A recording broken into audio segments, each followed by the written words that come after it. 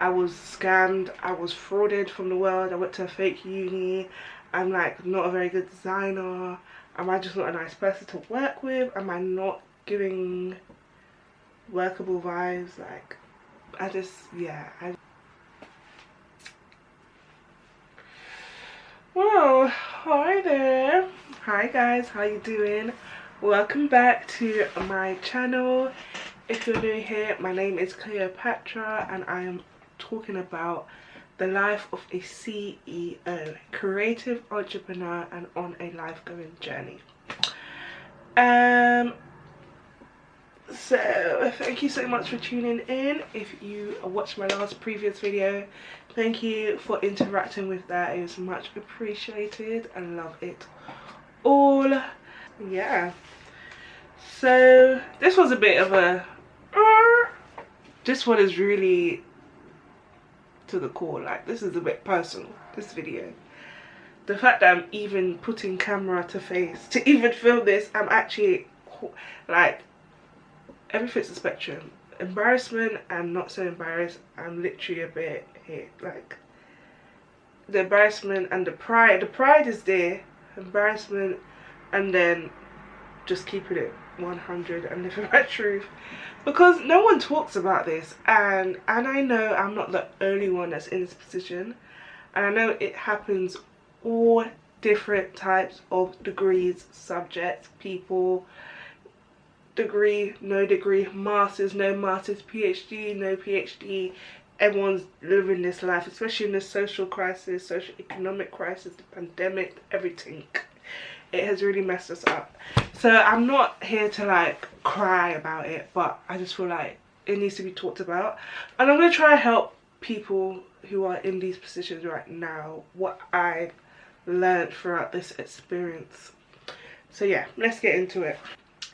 So basically, I graduated 2019. That's 4 years ago. Well, 3, but 4, because we're in the new year, 2023. Even worse. Okay, 4 years ago, I studied architecture and I got a BA's. I graduated with a Part 1 BA degree in architecture, yeah. And I have not secured one salary-based job ever since. Like, none whatsoever. Yikes! Like, not even an internship, not even a graduate scheme.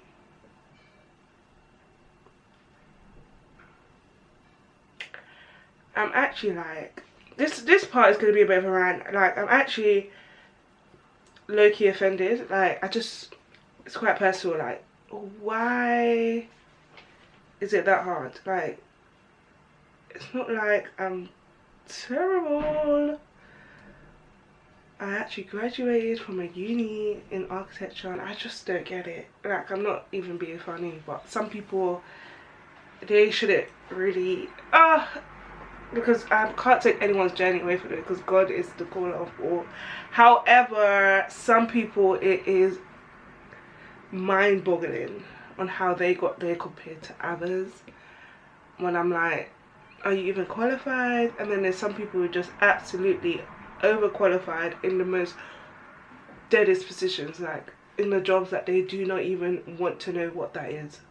They just have to do it to make ends meet, and it's so sad. Like, it's so saddening. Like, I just, yeah, it's a struggle in these streets, and there's no, like, I don't even know what there is to do.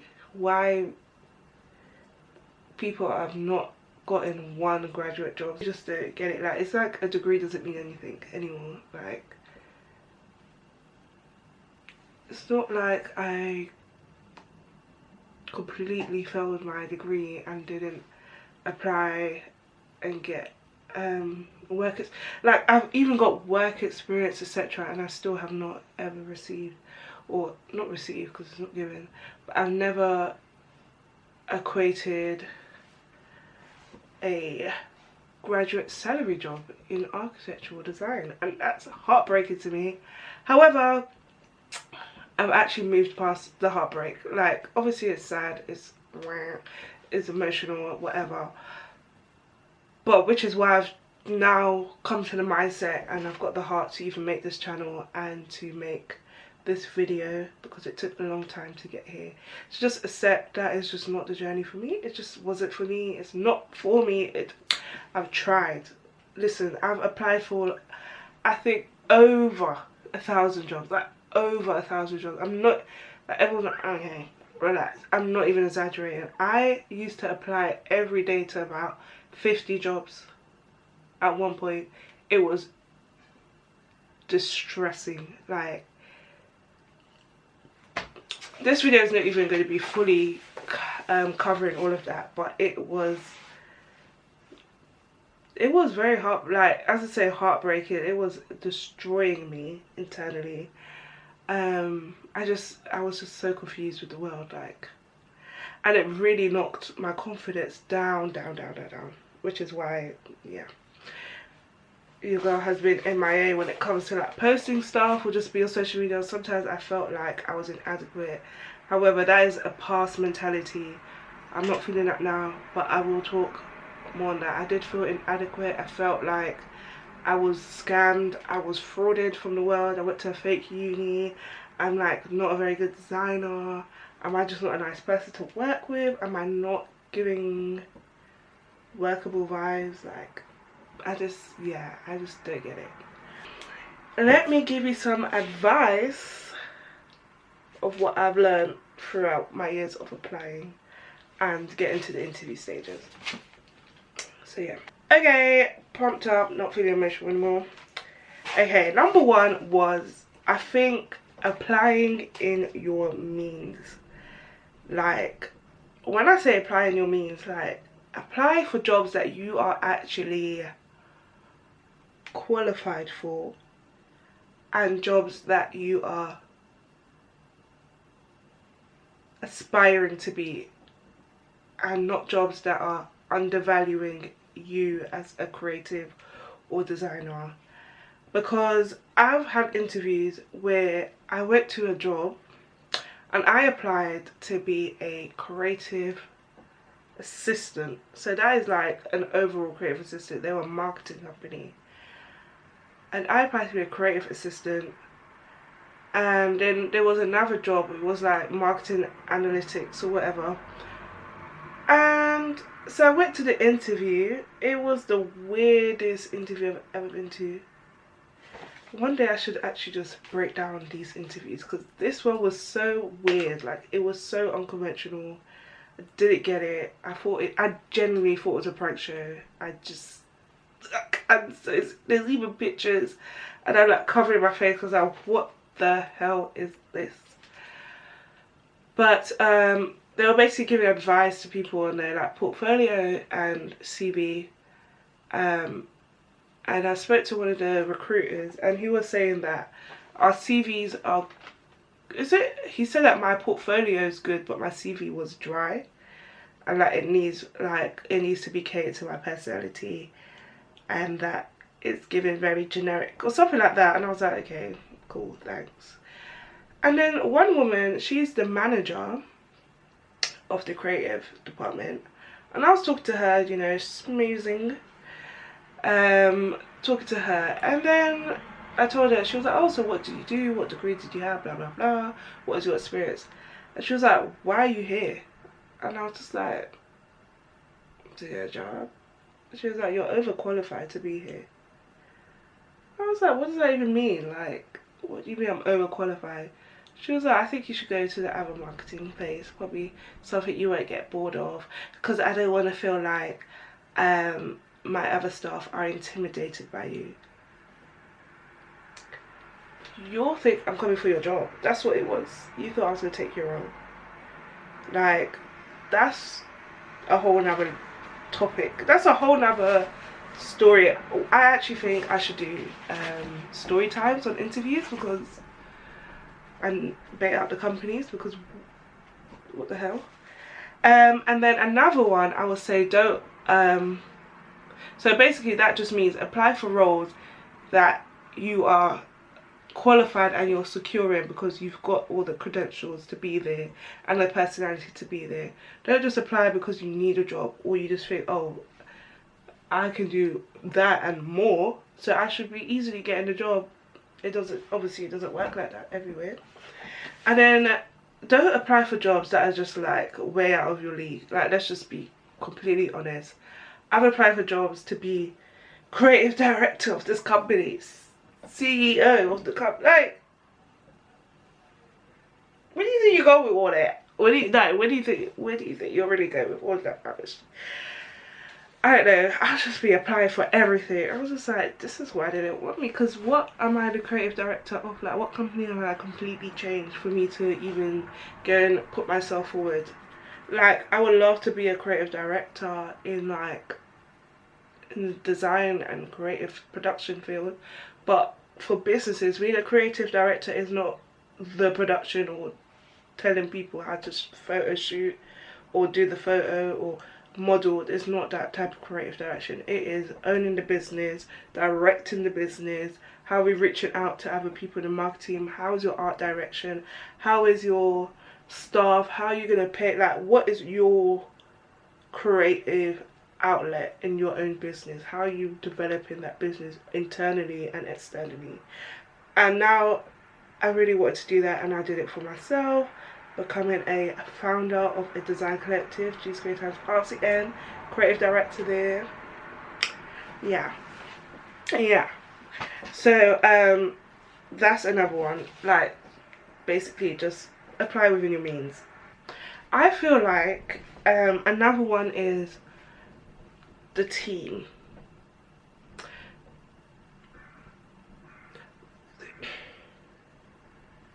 So I don't know how to even, I don't want to be like, okay, let me pause. Okay, some companies you can see in the team there's no black people, there's no ethnics, there's no SWAS there's no diversity. The diversity they have is a dog, and you're like, where's the diversity? I feel like a lot of these companies are just applying people because of the BLM movement. Oh my god, we need to have somebody to meet the quota, blah blah blah. And some people can only deal with a certain type of personality traits.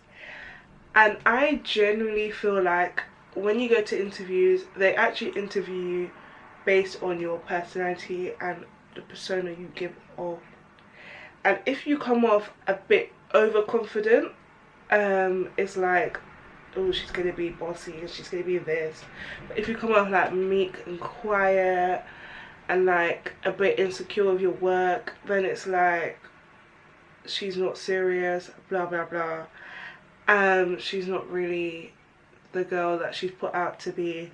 And it's like, I feel like people base you off your personality and whether they can actually work with you within a team. And I feel like that was proven in one job that I applied for. I got the interview and I really wanted to work there, and I was just like, they do such cool events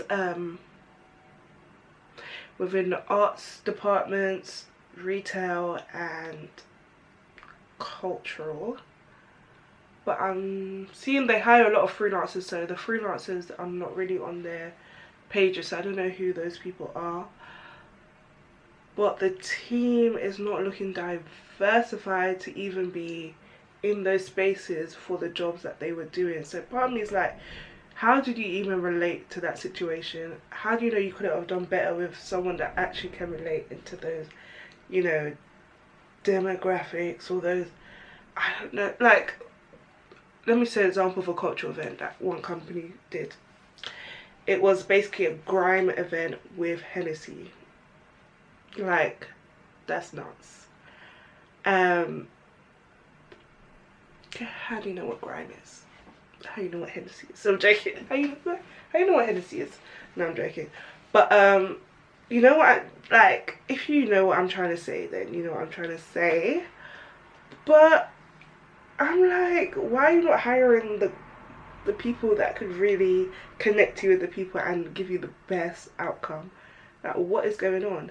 So basically, the interview was very good. I thought he was like very promising. He was like, wow, like amazing, like obsessed, like all of that. And then he was like, he needs to message his partner and whether his partner believes that I could work with the company and all of that. And I applied for full-time role, and he was very concerned about my freelance career, and he was like, are you sure you want to like interrupt a freelance career for us and blah blah blah.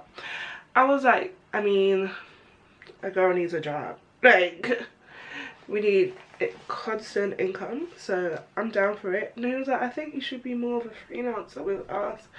Then I got the email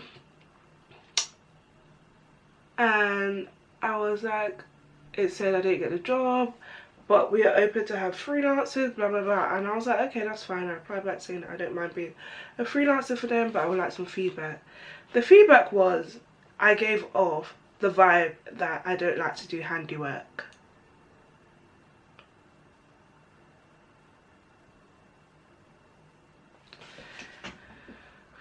Nobody likes to do handiwork.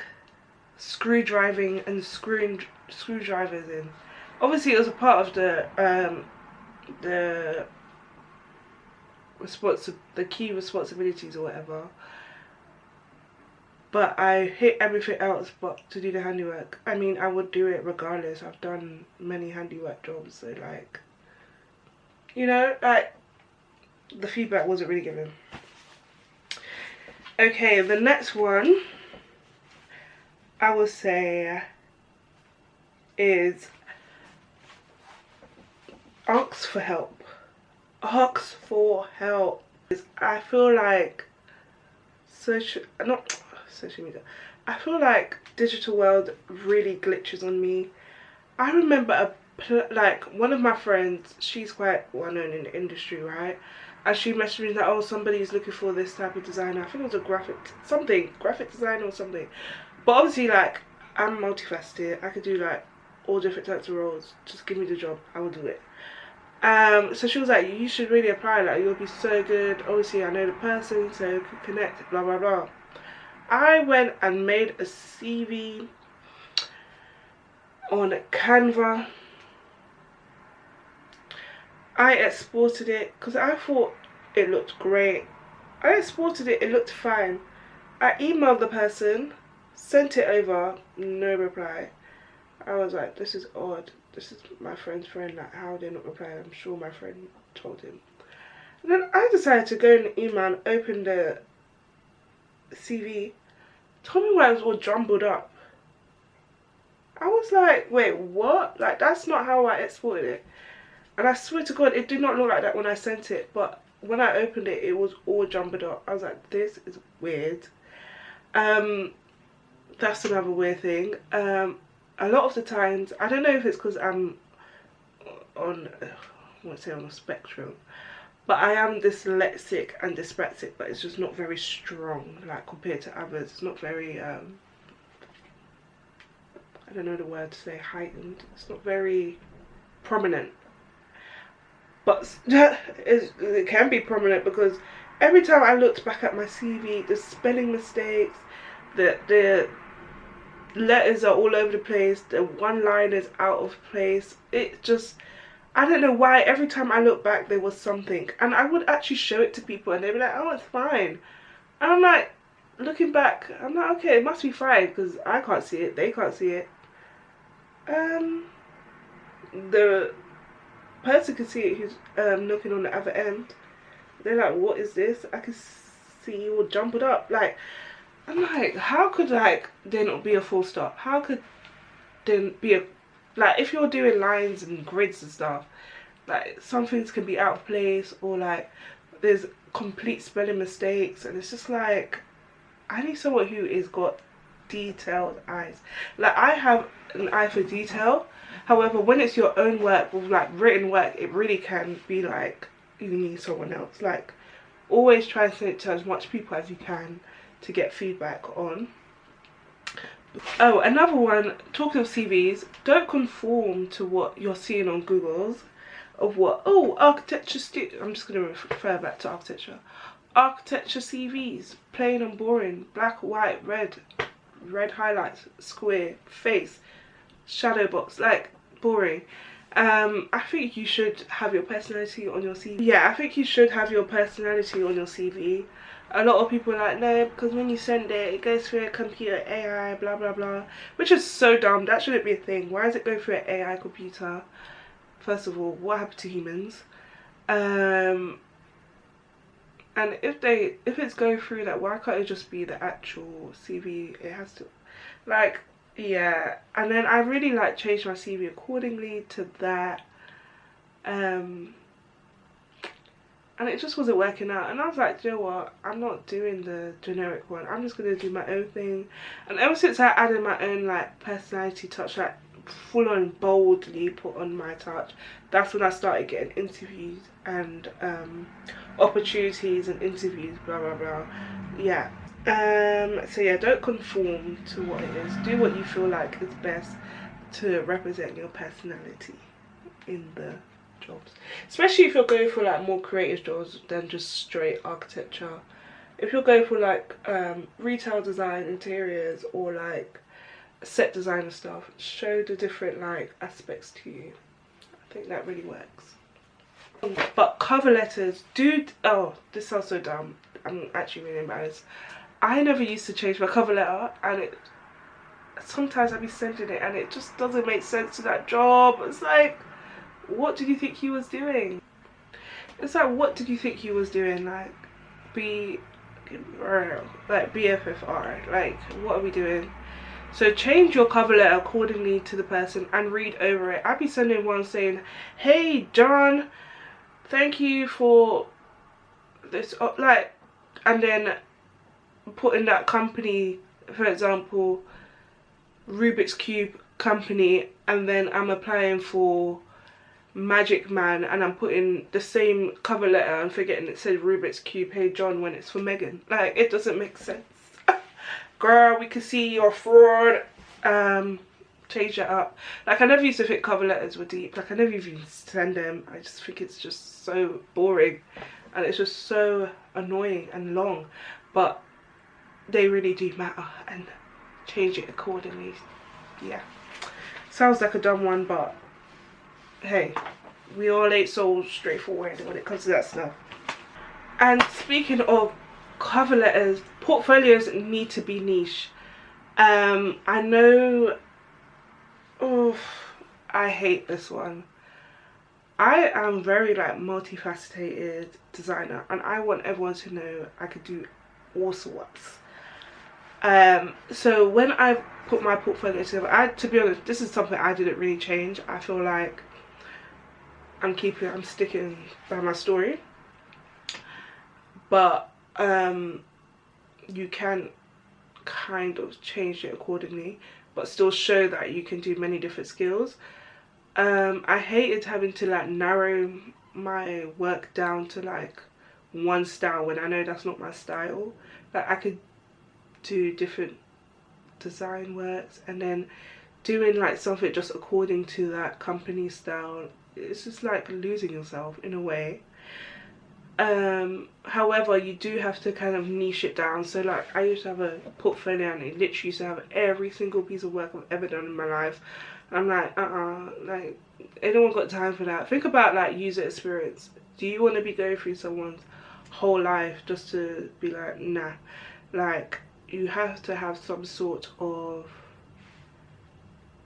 niche there. Like, narrow it down to what you can see their company can be attracted to, and the stuff that are a bit of the opposite end, so they should see that you have a bit of diversity in your design skill set.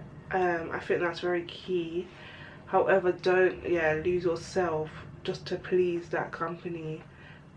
But then again, it's like, that's how we'll get in the jobs, because you've got to look like you're their aesthetic, and that's what I don't like. This aesthetic, this UK and their aesthetic rubbish. Like, Chelsea, come on now. UK aesthetic, design aesthetic, girl aesthetic, like this rubbish. Like everyone's just putting themselves in a box.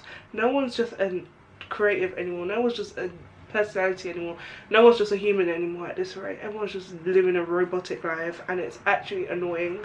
However, for some reason that's how people be getting it, and then it's annoying because that's how people not get jobs, because they can see that this is just not who they are, if that makes sense. So it's like, do what's best for you, show all your skills, show you're multifaceted. Everyone's like, oh, you need to hone into one skill. No, as a creative, as a natural creative, everyone knows that we don't just do one thing. We're not just mastered in one thing.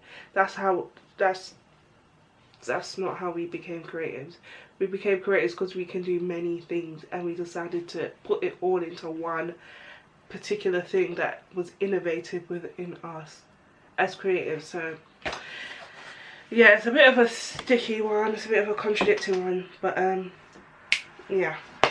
And then on to the last one. I feel like going into interviews with confidence. Oh my god, imposter syndrome is seriously a mess. Like, I have imposter syndrome. Well, I'm fading away because I just had a reset spirit, so I was like, it really woke me up. Like, girl, the reason why you're in this interview is because you have everything that they are looking for. So why are you pretending like you're not supposed to be here? Girl, you're supposed to be here. Prove who you are, show who you are, be true to yourself, because that's what attracted them to give you the interview. So I literally just had an interview, not just now, but recently in the past couple of months, with Selfridges, to design for Selfridges for a particular thing. And when I got there, because like, I was like, oh my god, like, do you know how long I've been applying to work for Selfridges? It's one of my favourite shops in the world, so I was just like, wow, like, we're really here. And I just was like, when I got there, it was like a shock, like, oh, what am I doing here? Like, are you supposed to be here? And like, when I had the interview, I don't know, like, the woman was, this is what I'm saying, they make you feel good. I think they just make you feel good in the time because you're in the interview. And then it's just like, she was just like, wow, like, this is amazing. This is like so advanced. This is more advanced than I could do. And I was just thinking, okay, but are you taking the piss, or I don't know, like, it just feels a bit odd sometimes. So I was just like, okay, a bit of imposter syndrome, that's me being insecure. And then these times I was going to another job, I was going to my other job at the time, but I just didn't want, I don't know why I lied. She was like, oh, what are you doing? I was like, oh, I'm gonna go to Starbucks. Chatting shit. I was like, nah, you're going to work. Like, why can't you just say that? I'm not having imposter syndrome. I'm like, oh my god, I need to like conform to what they think I should be, and blah blah blah. And yeah, no. I was like, you are probably even, for the job, it's what it was. It was in retail design, but it's not the main retail designer. It's a particular role in retail design. And for the job, what it was, girl, you was qualified. You was even, from what they were talking about, the previous designer for that department was doing, I could do that a lot. It's just, I know that I'm not very strong in one software. However, in the other softwares, she said I was quite advanced, so it could have, like, I'm sure we could have compromised there. But anyway, I did get it, and it's just like, okay, cool. But imposter syndrome is real. And then I had another interview recently where I could not talk. I felt like, what am I even doing here? And then the feedback, they said that they even knew who I was before I got there, before I even applied for the job. So they were like, wow, like, she's actually here to do an interview of us, when I'm there thinking, what am I doing here? Am I even supposed to be here? Do I even have the credentials to be here? So imposter syndrome needs to go and kick rocks, dude. Like, we need to get rid of that. And yeah, and I feel like we need to go with confidence more, because especially when you've already got the interview, you got the interview because you're giving very much what they need and probably beyond why they find you attractive to be in the interview room. So own it and do the best you can, and just breathe in and claim your space in this world. But yeah, I feel like this was a long video. Thank you if you continue to watch to the end, much appreciated. If you have something positive to say, comment it down below. If you have any feedback for myself or for anyone, please comment it below. But if it's anything negative, or you know, it's not going to make anyone's day feel great or make anyone's life better, just leave it at home, say it internally in your head. Thank you. Give it a thumbs up. It really shows the engagement and makes people interact, and it kind of like tells YouTube people like this video. And if you could share it for me, please, it would be much appreciated. And make sure you subscribe. Yeah, so I'll see you guys in my next video. Thank you so much for tuning in.